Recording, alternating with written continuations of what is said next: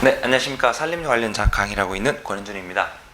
자, 이제 우리가 파트 1 해가지고 조리막 부분, 첫 스타트 부분을 끊을 건데, 조리막이라고 하면 지난번에도 처음에 이제 시작하기 전에 말씀드렸겠지만, 말 그대로 우리가 그냥 간단히 생각하시면 돼요. 심는 개념입니다. 이 나무를 심어가지고 우리가 끝까지 관리를 했을 때 필요한 과정 같은 거, 그리고 기술 같은 거, 그런 분야에 대해서 공부를 한다라고 생각하시면 되겠습니다. 자, 그리고 서적 역시도 최대한 우리가 좀 더 쉽게 접근할 수 있도록 그런 식으로 구성을 하였고요. 그리고 중요 부분만 좀 관련된 거 공부를 한번 해보도록 하겠습니다. 자, 그러면은 첫 부분부터 한번 보도록 하겠습니다. 자, 순림과 혼혈임 부분이 나올 건데, 일단은 우리가 살림을 들어가기 전에 살림이 사실은 한자가 좀 많이 있는 편입니다. 그래서 관련된 단어라든지 뜻 같은 것도 하나하나 좀 차분히 짚고 넘어가도록 하겠습니다. 일단 먼저 보시면은 이제 순림은 한 가지 수종만, 그러니까 말 그대로 그냥 한 놈만 심었다라고 생각하시면 돼요. 한 가지만 쭉 심는 그러한 부분을 순림이라고 보시면 되겠고, 자, 혼혈임은 말 그대로 섞인 거예요. 두 가지만 넘어가 버리면 우리는 혼혈임이라고 말합니다. 그 세 가지 섞여도 되는 거죠. 자, 그런데 보시는 것처럼 순림이 어떤 장점을 가지고 있냐, 그리고 혼혈임 했을 때 어떤 장점을 가지고 있느냐, 그런 내용들도 우리가 기본적으로는 알고 가셔야 됩니다. 자, 일단은 우리가 먼저 가장 유리한 수종, 그러니까 내가 원하는, 아니 경제적으로 이점이 있거나 아니면 이 지역에서 가장 유리한 수종으로 심을 수 있겠고요. 그리고 또 다음으로 원하는 수종, 아까도 말씀드렸듯이 내가 경제적인 이득을 취하고 싶어, 나무를 이용해서, 그럴 때 필요한 원하는 수종만으로 구성이 가능하다는 거. 자, 그리고 한 가지로만 하기 때문에 케어하는 방법, 관리하는 방법도 단순화되겠다. 그래서 경영, 관리가 간편하다는 거. 자, 그리고 벌채 비용이 적게 든다는 거는, 우리가 만약에 혼혈임 같은 경우에는 다양한 수종이 있기 때문에 그 수종에 맞는 벌채 방법이 있겠죠. 근데 하나밖에 없기 때문에 당연히 벌채 비용 하나만 하면 된다, 단일 수종만 하면 된다, 관리 방법도 하나뿐이다. 다행히 경영 간편, 용이 비용 적게 들고 벌채까지 다 적게 든다는 거. 그리고 시장성이 유리하다는 멘트 역시도 우리가 이제 단일 수종을 이용하기 때문에 우리가 시장 개척만 한 가지 해놓으면 그걸로 쭉 밀어붙이면 된다, 이런 의미로 보시면 되겠고, 그리고 경관상 아름다운 특징이 있다는 것까지 봐두시면 되겠습니다. 그래서 우리는 순림과 혼혈임에 대한 그 차이에 대해서는 명확하게 짚고 가셔야 돼요. 어떤 특징이 있다, 어떤 장점을 가진다 등. 자, 그 다음 보시면 혼혈임 같은 경우에는, 자, 바람에 대한 저항성이 높다라고 보통 되어 있는데, 이게 여기서 제가 표현한 것처럼 신근성과 청근성, 요걸 보통 혼생한다는 개념이 있어요. 그러니까 신근성은 말 그대로 뿌리를 깊게 내린, 쭉 그냥 일자로 내린 친구들을 말하는 거고, 청근성 같은 경우에는 굳이 그림으로 표현하자면은, 신근성은 이제 지면을 경계로 했을 때 말 그대로 땅으로만 내린 거, 청근성 같은 경우는 옆으로 많이 퍼진 것. 그러니까 뿌리 부분이 지면에 가깝도록 쭉 옆으로 잘 퍼진 그러한 수종들을 우리는 천근성 수종이라 하고요. 그리고 땅으로만 깊게 내리는 수종을 우리는 심근성 수종이라고 보통 합니다. 자, 그래서 이런 것들이 혼생하다 보니까 당연히 어떻게 된다? 바람이 불어도 자기들끼리 잘 잡아주기 때문에 저항성이 강하다, 혹은 저항성이 크다라고 보통 우리가 표현을 하고 있습니다. 자, 그리고 토양 및 수간 공간 이용에 효율적이다. 나무들도 보면은 뿌리도 마찬가지지만 수간 쪽, 이게 위에 가지나 잎부분도 위로 쭉 잘 자라는 친구들이 있고, 아니면 옆으로 퍼지는 친구들이 있습니다. 결국 내가 필요한 공간을 차지해서 갈 수 있기 때문에 결국 공간 이용이 효과적이다, 효율적이다라고 보통 표현을 하고 있어요. 자, 그리고 디귿 부분에 보시면 유기물 분해가 빨라서, 자, 양분 순환이 양호하다. 양분 순환이 양호한 거는 이게 미생물들이 이제 미생물이라든지 효소 같은 종류가 더 다양해지는 거예요. 그러다 보니까 이걸 분해할 수 있는 능력이라든지 종류가 다양해지면서 당연히 순화 역시도 좀 잘 된다라고 보시면 되겠습니다. 자, 그리고 마지막에 보시면은 병해충 및 기타 피해에 대한 저항성이 증가라고 되어 있어요. 이게 어떤 거냐면 일단 수종별로 자기들이 가지고 있는 어떤 저항성 같은 게 있습니다. 나는 A라는 병해충에 강하지만 B라는 것은 약해. 근데 또 다른 나무 같은 경우 나는 B에 강하고 A에 약해. 그래서 이런 것들이 혼생하다 보면은 퍼지는 속도가 어쨌거나 A 옆에 바로 B가 있으니까 바로 전이 전달되는 게 아니라 막아주는 역할을 해주기 때문에 뭐다 병해충에 대한 그 저항성 같은 게 술림, 단순림에 비해서는 당연히 뭐다 좀 더 강하다라고 보시면 되겠습니다. 자, 그래서 요번 내용에는 보시는 것처럼 술림과 혼혈임에 대한 특징과 정의를 반드시 구분을 하셔야 됩니다. 자, 그리고 책 내용에서 다음을 보면 동령님과 이령님이라는 게 있습니다. 동령님과 이령님. 자, 우리가 보통 많이 접하게 될 게 뭐냐면은 동령님과 이령님의 이런 그래프 같은 거, 이런 모양으로 보통 다 표현을 하는데, 자, 이거 같은 경우에는 우리가 이제 본수랑 보통 직경으로 표현해요. 본수랑 직경. 예를 들면은 위쪽으로는 뭐다? 본수라고 보통 표현하고요.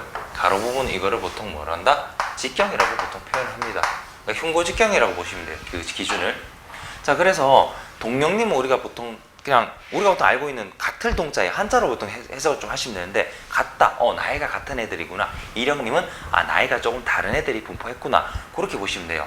자, 그래서 보니까 같은 나무들끼리 있다 보니까 자라는 게 나이별보다 직경별로 본수가 어느 정도 균일하게 분포하다 보니까 이런 식이고요. 이령님은 직경이 커질수록 점점 다른 애들이 이제 분포를 하다 보니까 본수 자체가 조금 주는 경향이 있어요. 대신에 이제 초반에 우리가 심게 되면은 뭐다? 당연히 직경이 적은 게 좀 더 많을 수 있겠다. 그 분포 그래프는 이런 식으로 보통 특징을 가진다는 거 정도 알고 가시면 되겠습니다. 자, 그래서 일단 책의 걸 먼저 좀 짚고 간단하게 좀 요약을 다시 해드릴게요. 자, 동령님 같은 경우에 뭐다? 나무의 나이가 같은 경우로 인분에 구성하고 있는 수령 범위가 평균 입력 뭐다? 20% 내외면은 동령님을 취급한대요.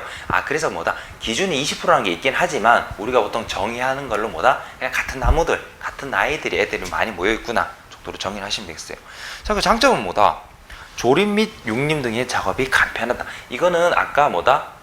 순림이랑 비슷해요. 어쨌거나 비슷한 나이 또래 애들이 있으니까 작업 방식이 유사할 수 있겠구나. 자, 그리고 단위 면적당 다량의 목재가 생산이 가능하다. 자, 나이가 비슷하면은 자를 수 있는 시기도 비슷해져요. 그래서 뭐다 한 번에 얻을 수 있는 단위 면적당 뭐다 벌채량이 당연히 많을 수밖에 없다. 다량의 목재가 생산이 된다. 자, 그리고 우량 목재 생산이 가능하다. 비슷하게 자라기 때문에 이것도 그 하나의 특징이 되겠죠. 이령님 같은 경우는 뭐다? 다양한 나이를 가진, 그러니까 서로 다른 나이를 가진 애들이 분포하고 있다는 거.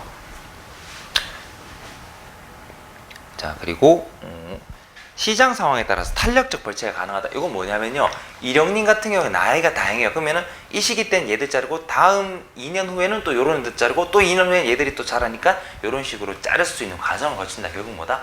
시장 상황에 맞춰서 내가 수요 공급 어느 정도 조절이 가능하다.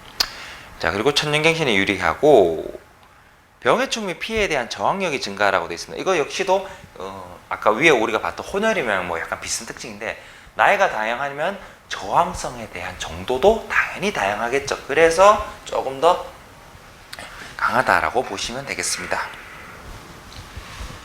자, 그래서 그래프는 이렇게 우리가 일단 책의 내용은 그런 식으로 특징을 정리하면 되겠고, 한 번 더 정리합시다. 우리가 분류는 보통 이 그래프를 이런 식의 이제 분포로 보일 때 동령님, 이런 식의 분포로 보일 때 이령님이라고 표현을 해요. 자, 그리고 갱신을 하는 경우 나이가 비슷하니까 뭐 한다? 한 번에 가능하다. 그래서 단위 면적당 얻을 수 있는 양도 많다라고 표현했고요.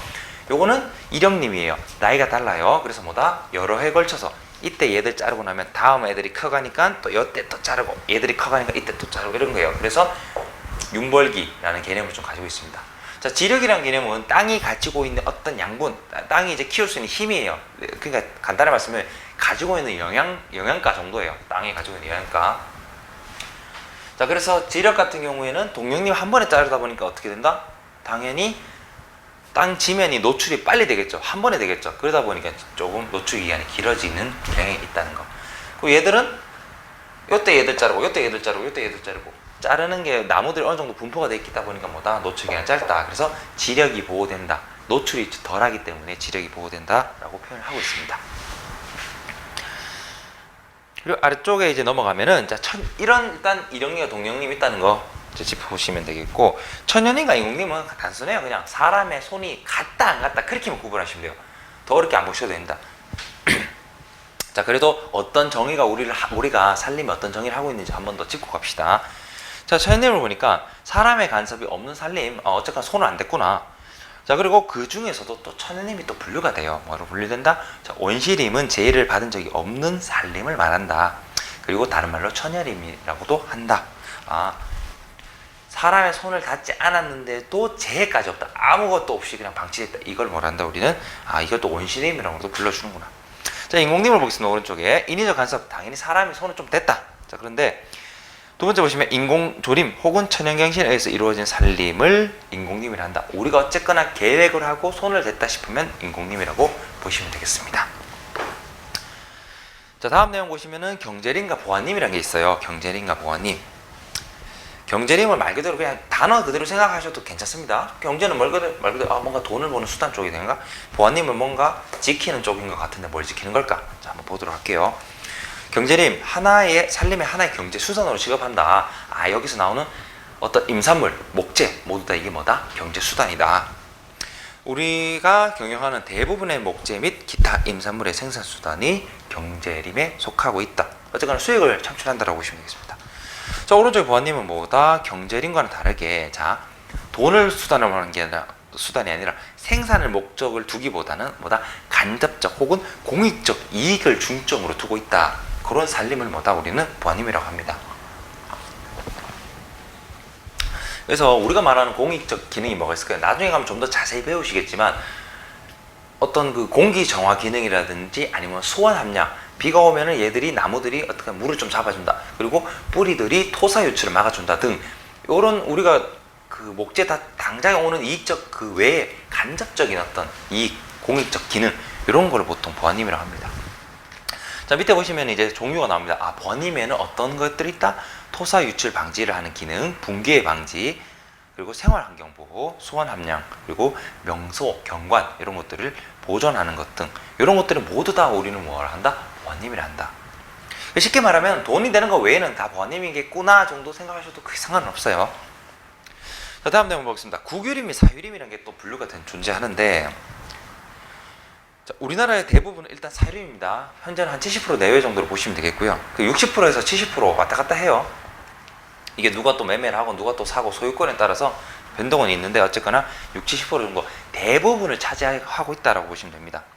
그리고 그 다음 순서로 국유림 23%, 공유림 7.6% 정도 차지하고 있구나 정도 보시면 돼요. 자, 국유림은 뭐다? 국가가 소유하는 살림을 말하고 있구나.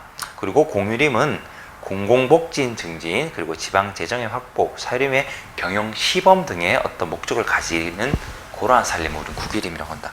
단순하게 보면은 소유에 따라서 분류된 거예요. 국가가 소유하면 그냥 국유림이라고 보시면 되는데 그 국유림의 어떤 경영 목적이 뭐냐 이거로 물은다면 보기와 같이 공공복진, 우리가 이제 산에 갔을 때 등산할 때 어떤 우리에게 좋은 경관을 준다, 그리고 건강에 도움을 준다 이런 것들을 다 공공복지 복지라고 보시면 되겠고, 지방재정은 말 그대로 이걸 통한 어떤 수익이에요. 수익 창출 그런 것 보시면 되겠고, 사유림의 경영시범이란 거는 이 살림을 통해서 요렇게 관리를 해보니까 이런 이득이 나더라. 그래서 사유림 운영하시는 분들은 이런 거 좀 참고하세요. 이런 개념을 보시면 돼요.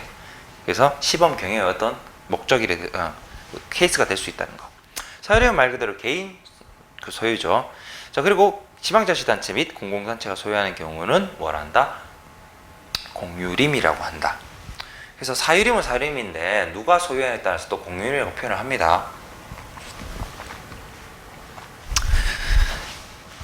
자, 그래서 여기까지만 하시면은 일단 분류라든지 그리고 정의라든지 우리가 산지 소유명이라든지 목적에 따라서 이런 식으로 분류가 되는 걸 크게 봤을 때는 이 정도로 중요 포인트를 보시면 되겠어요. 물론 세부적으로 들어가면 엄청 많을 겁니다. 그런데 그렇게까지는 하실 필요가 없다. 이 정도만 해도 우리가 그 공부를 하는데 충분한 도움, 지식이 된다는 것 정도 보시면 되겠습니다. 자, 그 다음 내용에 보시면 살림의 역사라고 있는데 사실은 살림을 공부하는 데 있어서 살림의 역사가 그렇게 중요한 그 빈도라 해야 되나? 또 비율을 차지하고 있진 않아요. 그렇긴 하지만 그래도 이런 게 있구나 정도만 짚고 가시면 되겠어요. 중요한 건 제가 진짜 이거는 꼭 알고 가셔야 된다라고 말씀드리겠지만 요거는 이제 이런 게 있구나 정도, 역사가 이렇게 있구나 정도만 알고 가시면 되겠습니다.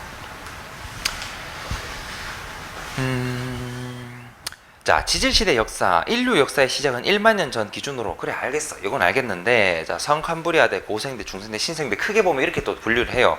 자, 물론 그 안에서도 엄청 분류가 되겠죠. 엄청 분류가 되겠지만 우리가 크게만 알면 되십니다. 자, 고생대 같은 경우에는 실루아르기, 대몬기, 석탄기, 페름기 등등이 있는데,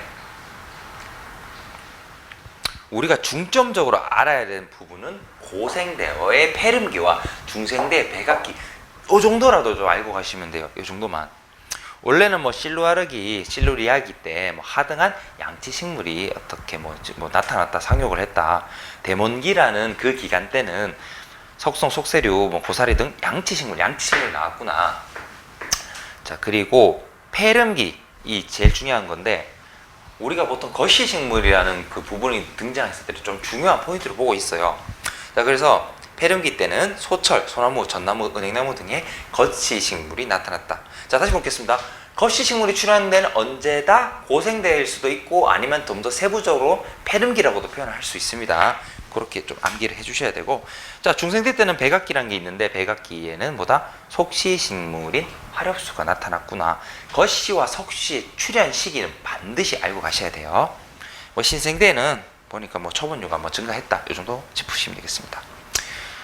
그냥 이거는 지나가는 말로 들으셔도 되겠지만, 우리가 보통은 뭐 성캄브리아, 고생대, 중생대, 신생대 이렇게 나누고 있지만은 산림의 역사적으로 봤을 때 우리는 이 두 가지를 좀 중요시 여긴다고 보시면 되겠어요.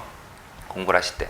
물론 그냥 지질학적 역사로 봤을 때는 성캄브리아대가 88% 정도를 기간을 대부분 차지하고 있기 때문에 거의 46억년의 지구 역사 중에 80% 이상은 다 차지하고 있습니다. 뭐 고생대 7%, 뭐 중생대 3% 이런 식으로 역사 비율을 차지하고 있지만은, 우리가 공부하는 데 있어서는 그런 고생대 페름기와 중생대 백악기 이런 특징이 있었다 정도만 보시면 돼요. 뒤쪽에는 국내 산림의 면천이 있는데, 요거는 가볍게 그냥 정독